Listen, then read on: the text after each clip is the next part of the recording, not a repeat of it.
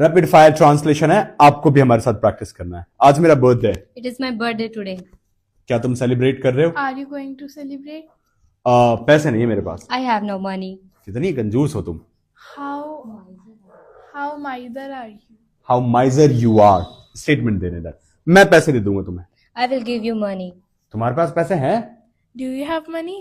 मतलब क्या है तुम्हारा? What's your mean? इनकरेक्ट।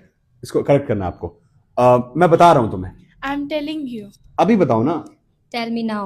बाद में बताऊंगा मैं। I will tell you later. तुम हमेशा जल्दी में रहते हो। You always in a hurry. You are always in a hurry. जल्दी मत मचाओ।